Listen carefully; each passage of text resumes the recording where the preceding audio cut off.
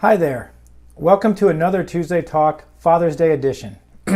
As many of you know, I spent most of my career either climbing a corporate ladder or as an executive once I had reached the top of my profession. I never thought much of it. I was always taught that it was just what you do.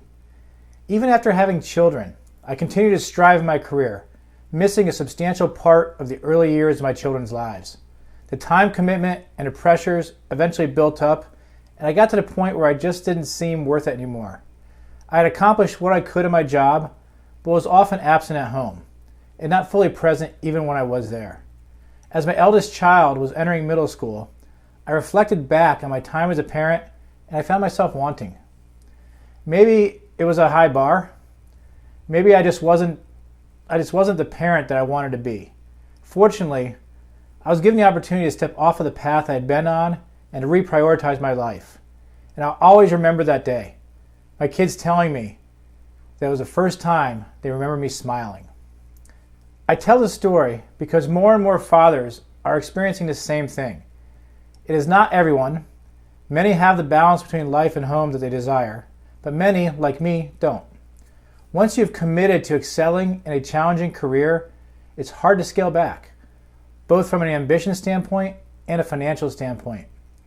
Today, after some reflection, I'm going to share some things that you can do about it as a father and a business person. First of all, check your priorities.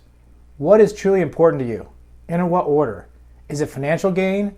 Is it rewarding work? Is it spending a lot of time with kids? Sit down and really understand this. So often we're just running so fast that we can't take the time to do this. But it's really important that you really spend that reflection time. And if you're feeling like you're not spending enough time with the kids, think about quantity versus quality. Can you continue putting in the time and energy at work by prioritizing what you do with the kids? And by that I mean, can you ensure that your parenting time is well spent? That you are spending your time in activities that your kids care about and that you enjoy? Not everyone needs more time. Sometimes it's better allocation of the time that you're spending with your children. More time playing with them. Less time watching them sleep. Another thing that you can do, especially in this day and age, is to explore flexible and remote work. Many organizations are embracing flexible work already, and more will in the future. Determining when and where you work can make a huge difference. Many hours are lost in the commute.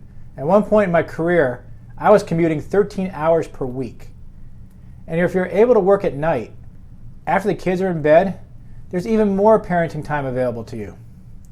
If you're in a position where you can change jobs, this is another thing you can do. You can look for jobs in companies that are father-friendly. There are many positions, many companies that offer this type of flexibility.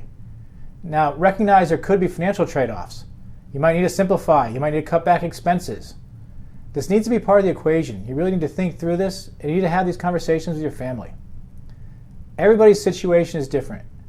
The important thing as a father and a leader is that you step back and take a look at your priorities and your situation and ensure that they match. There are always options, and those are different for every dad. This Father's Day, I encourage you to step back and take stock of where you are.